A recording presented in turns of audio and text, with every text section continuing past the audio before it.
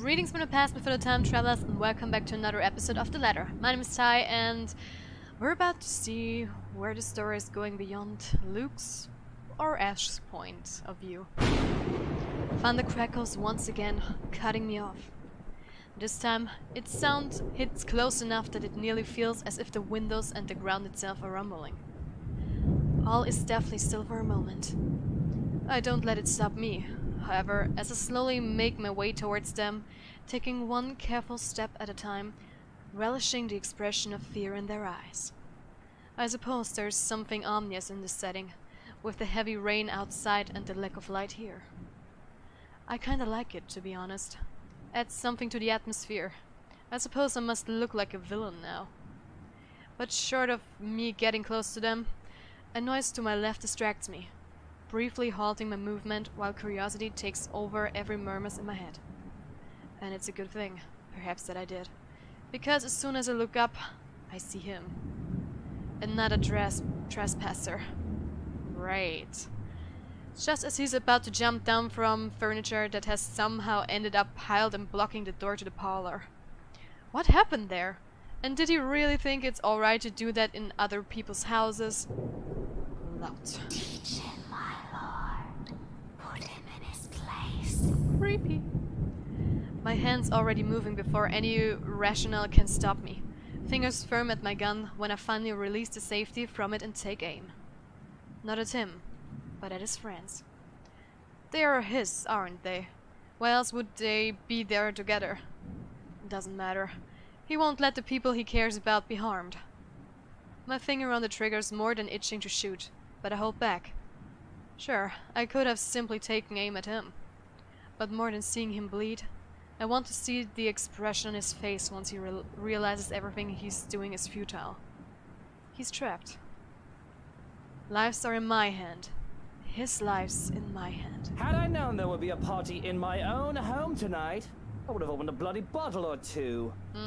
People these days, in my own home. Can you believe it? I feel so left out. I can tell the exact moment the realization dawns on him. A short second of his body freezing and blood draining from his face, as soon as his feet hits the floor and he looks up. He's already a prey trapped by his own recklessness. Pathetic. And really, Daisy, even you, what would Kylie say? Luke, this isn't what you're thinking. You have to listen to us. There's something going on here.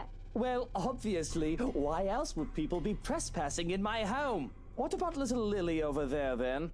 What's your excuse? Checking back if your clients are doing okay? Is that it? Is this what this is? We're doing good, by the way. Sir, please. Oh, please, what? Becca's right, sir. We need to get out of this place. You need to leave. Tut, not a good enough excuse, darling. You people are the ones who need to get out of my sight. Don't worry, I might consider pressing lighter charges for the woman. Can't say the same for the rest of you. But really now, I swear the people of this city need to be taught the meaning of privacy. This is how you want to start the week. Why don't we just go with a bloody massacre if we want to surprise people in their homes, huh? It's just a passing remark, of course. I'm not stupid enough to do something that will bring negative attention to myself. Reputation and all that, I can't just risk it. The thought of having dead bodies here, ones that I'm not even responsible for, they are the ones who trespass. It's already quite too much. It will literally be overkill, especially for someone like me. Nevertheless, joke or not, Feathers wastes no time drawing his own gun at the slight of wave of my own, even if he knows it's already too late. Still, he glares at me. Still, he fights back. Now, Feathers. Manners. You're in no position to be pointing that gun at people. There's no desperation in him like I'm hoping. Just an annoyance flickering shortly before being hidden underneath a challenge.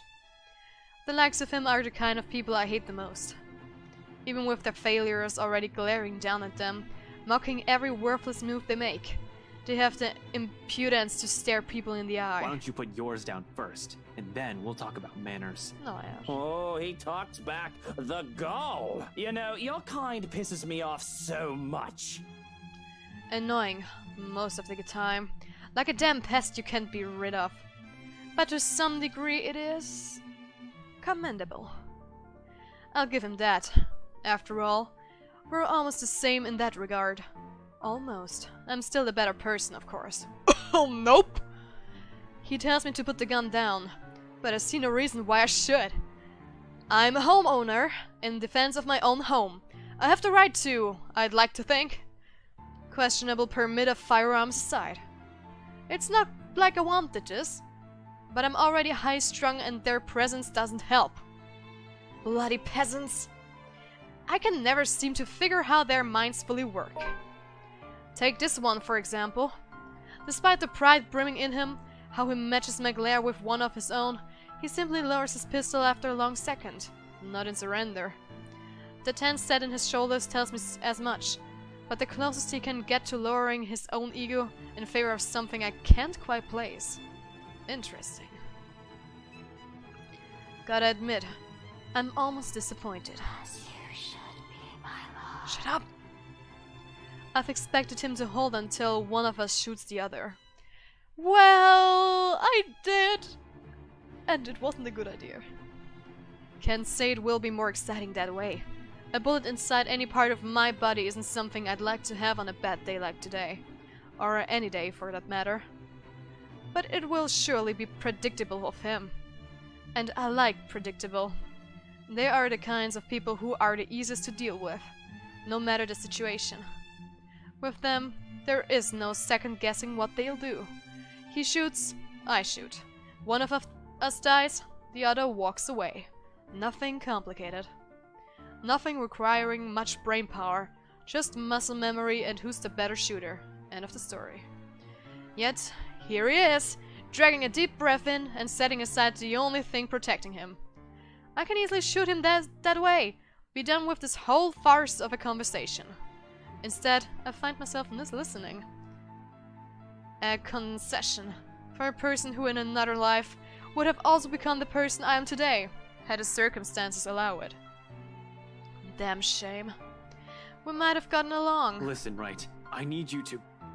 But alas. You broke into my house, and somehow, you expect me to listen like a good little boy. Please do. Are you a bit touched in the head, Feathers? I'm not the one breaking laws here. Look here, fucker. If I wanted you dead, I could have done it so many times already. In fact, I can easily shoot you down right here, right now. And you won't be able to do a damn thing, even with that gun. A meeting of two prideful blokes will never go well, whichever lifetime it is. And I can only laugh at his audacity. His lack of shame and fear even facing the business end of my pistol. You know what I'm thinking right now? In another lifetime, we would have probably gotten along well. The best truth I can offer for him. Not many people. Those who have slighted me, in particular, lived this long to see it. Grateful. You're already gracious enough, allowing him to stand in your presence like this. Shut up. Yes, especially when he has a lot to answer. Preferably right now, because as generous as I have been so far, my patience has its limits. My amusement can only last for so long. In 2 steps, I'm standing in front of him, grabbing him by the collar and resting the cold muscle of the eagle against his temple. Ashton! Luke, no! Hey, now you two, I'm sure we can all talk about this first. He'll end up a pretty smear on the wall this close. Teach this loud a lesson. No. What is it that you people really want with me? This is the 2nd time this week, and I'm really getting weary of this little game. Did the NCA send you to apprehend me? Or has somebody paid you off to kill me? Neither of Which them. one is it, Feathers? Mind you, my arm's getting tired. Better answer quick if you don't want to beat the business end of this gun. And he knows it. Of course he does. Hitman or not, he has been trained, judging purely from his stance. But not many bothered to be as cautious as him. One glimpse at my handgun's safety earlier is all it took for him to see I mean business. Similar. Too similar. We are too alike in so many little ways, it's funny. Down to the fact that he doesn't even flinch, no matter how heavy the threats in my words are. Even knowing how one flick of my finger on the trigger will be enough to end his sorry life. He should have caved in by now, started begging like so many others before him. Instead, he throws more vitriol, adds more kindling to a fire already burning. I'm not with NCA. I'm just here to help. There's something else in this house, and we're all in danger. You have to believe me, right? You need to let us go. You need to get out of here before it's too late. If you want to keep your sorry ass alive, you'll listen to people with more brain cells than you. Oh, shots fired. Igniting it further, that I can't help but return it to him with equal fervor. We don't need him, my love. Why, you insolent! We both decide to move in that moment. Both our bodies tensing, each of us racing to get ahead of the other.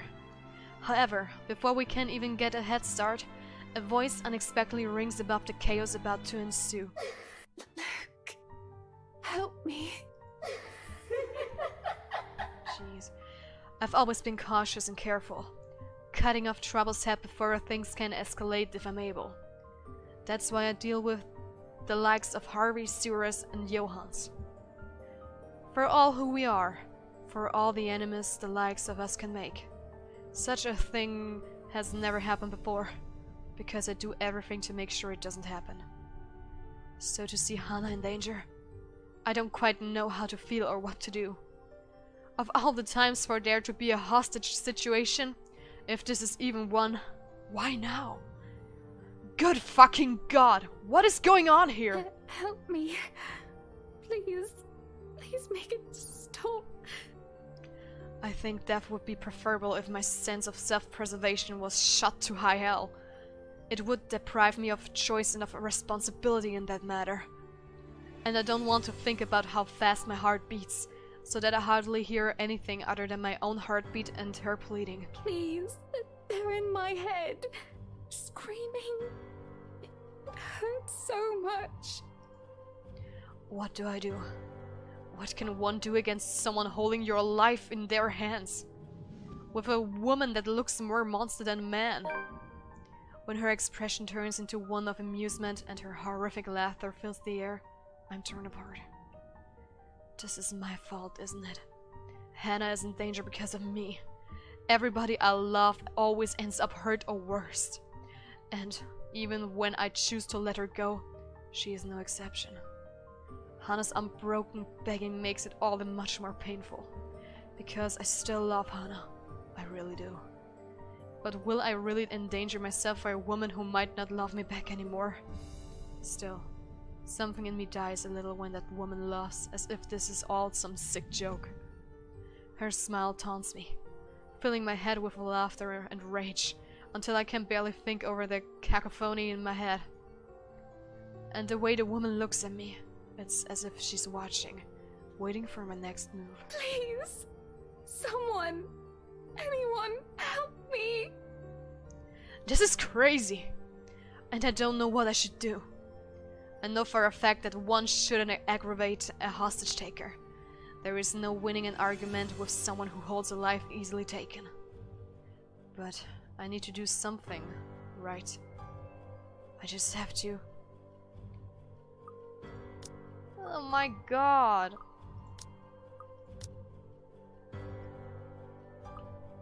Don't keep quiet, demand Hana's release, please. It's Hana, for God's sake. What am I doing? Why am I even hesitating? I wouldn't go so far to claim that I'm any sort of decent human being. I realize now too that I may not have been the best husband one could ask for. But she's still my wife. And even if she wasn't, she's still Hana. Can I really live with myself if I just stood by idle while she was in danger? That doesn't change the fact that this is all fucking insane, of course. Having all these intruders is crazy. To think about going at this thing is crazy. I can hardly classify it as a person in my eyes. Perhaps a maggot that needs to be crushed under my shoe, just like the rest of this sorry lot. But a person? Hardly. But I cared none for any of it. They didn't matter. All that matters is that Hana is in danger. But cold pours over me, freezes me in place, once more when I try to make demands. I have to take deep breaths, grit my teeth, and steel my fist to even find the courage to speak up. Let go of her! Don't hurt her! Whatever it is you want! Just don't you dare hurt her! And if my voice isn't as firm as I'd like, it doesn't matter. I will beg and plead if I have to. On my knees, bend my fucking proud neck, and maybe even break it, just to make sure she's safe. I don't know what I would do if anything happened to Hana. The cold stillness is gone from my body, and my very skin feels like it's on fire. And I have to shout, scream at her when Hana continues to cry out in pain. What do you want? Money? Is that it? Nah. I'll give you however much you want. Luke, please make it stop. I want it to stop. Just stop whatever it is you're doing to her. Can't you see she's hurting? I cannot stand for this. Let go of her! Now! I say it with such ridiculous conviction. And, of course, she won't listen. Why would she? She has the upper hand here. There is no reason for her to do as I ask. But her voice is but a whisper and deathly slow, and I'm hard-pressed to hear it over the pounding of my heart in my ears. She speaks. The woman from the gardens and the servant girl from the ballroom. From the hallucinations. Visions, memories, whatever they are. A hush settles over the room as we listen. She does not love you anymore. You are nothing to her. And you wish to have her back? There are no second thoughts. Be that as it may, I still love her. And I will make you rue the day you were born if you don't let her go. Though her expression doesn't change. I have this most awful feeling that it wasn't the answer she was looking for. I can see how the woman's fingers tighten around Hana's throat. Hear the hitch in her breath, and I fear that I've made the worst decision in speaking out. I didn't think she would listen. Yet she does. Don't kill her. Wait, what? What is happening? Show me! Show me! Show me, show me, show me, show me, show me! There's so much going on, come on! There we are. Angered, Luke demanded for Hana's release from the woman. Although the woman eventually released his wife, there was anger and contempt in her face. All of a sudden, the whole house shifted. In a blink, blood and gore was everywhere. Spoiler? Hello? A hand on Hana's back sends her falling down the stairs. I move to catch her, and that sends us both sprawling at the floor of the stairs. With my back to the ground and her on top of me, the pain doesn't even register in my head. All I can worry about is Hana as I pull the both of us off the ground and away from the stairs. Away from her. Are you alright, Hana? Are you hurt? No. It takes much too long for my liking before she speaks. All she's able to do for a moment is whimper in pain. A hand to her throat. And when she does manage to speak, her voice is far too faint, along with the hold she has on my arm. It's terrifying to see her like this, and to think I nearly lost her for good. Luke, I'm so sorry. I don't know what happened. She just... It's fine. It's fine. You're fine. This isn't your fault. For a moment, we forget. But You deserve each other. hearing her voice triggers something in Hana, and she starts to tear up. Her face contorts into one of pain and fear. But I grab her by the shoulders, to keep her in place so that she can see me and only me, and so that I can only see her too. Look at me, Hana. Look, I'm here. You're safe. I won't let her hurt you again. Do you understand? Just breathe. I don't know exactly what in bloody hell is going on, yet I can't find it in me to care, whoever these people are and whatever they are here for. This is not acceptable. For all I know, this is all some dumb charade to get to me. All the times I have seen the woman before, it could have all been an act to get to me, to get under my skin. And to think they dare hurt Hana. For all that the fear that I had felt, seeing her touch Hana. I can only think of her as an actress in grotesque makeup. My hand still shakes, the fear not having quite gone. But anger fills me as I look at the woman, a sneer on my face. How dare you! I don't care who you are, but how dare you touch Hana! I want you out of my house! Out before I call the police and have you put away for the rest of your miserable life! And that goes for all of you! I hold my ground, firm and strong with my declaration. But the nerve of her! She just laughs in my face. A terrible, dreadful laugh that makes me feel as if there are ants crawling on my skin and maggots squirming in my ears. You are telling me to get out of your house. You threatened to lock me up. She laughs, and she laughs. What's so funny? What are you laughing at? None of this is funny! But she persists, and it almost feels like her voice is in my head. Oh, no different. No different.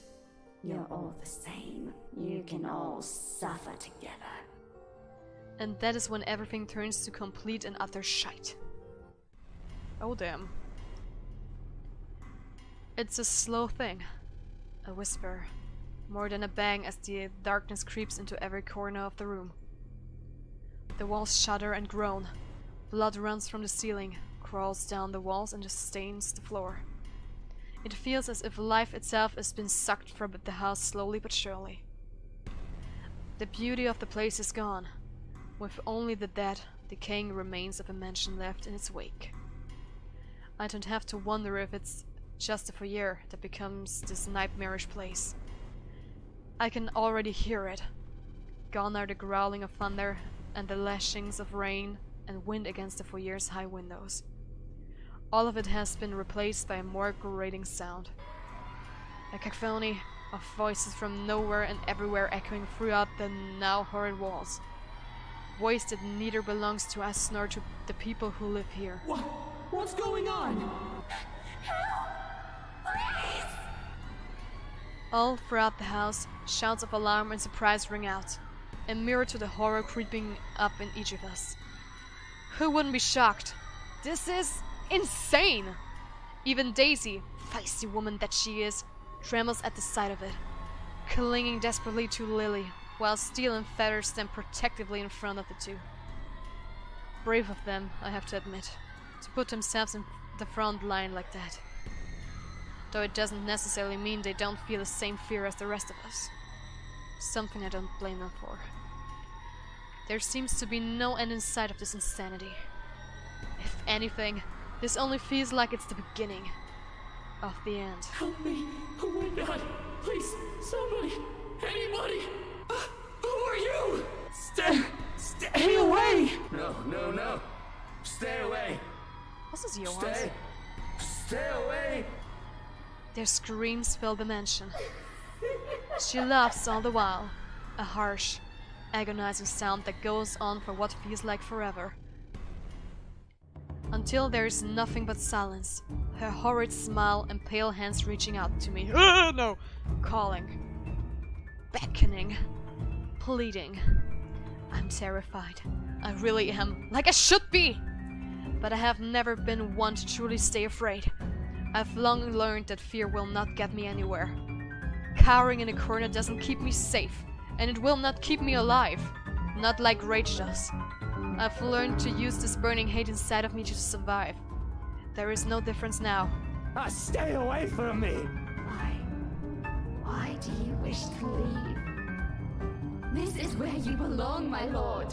Remember the blood we share? This is your home. Don't you remember? You promised to return, to stay together with me, with us, with people no different from you. What is she talking about, Luke? What does she mean? Don't listen to her, she lies. I promised no such thing to anyone. Hana, you're the one who bought this house. How should I know what she's babbling about? I never even wanted to be here in the first place. A terrible case of mistaken identity. That must be it. I'm quite sure of it. I don't know this woman. This monster! Why would I say that to someone like her? In my entire lifetime, I've only made and kept sincere promises to a mere two people. Hana Evans and Eleanor Chandler. No one else. The rest of those who claim I've promised anything to them can go fuck themselves. Bloody hell, I may enjoy the company of women, but I am not an idiot to start spouting such nonsense to anyone. A line must be drawn, especially if I am to keep myself alive. Yet, she still goes on, insists, making me appear a liar in front of these people. Of course you still deny it. Have you truly forgotten? Yeah, well, but what we have truly forgotten is going to be the first thing we're going to discover in the next episode, I guess. At least I hope so. I mean, we're heading towards the end, so there should be some explanation what is going on. So, guys, that's it for this episode. Thank you so much for watching. Leave a like, subscribe to my channel. If you're already subscribed, click on the notification bell down below so you get notified when I upload my videos. Share it on all your social media. And guys, I will see you in the future or back in the ladder. Bye-bye.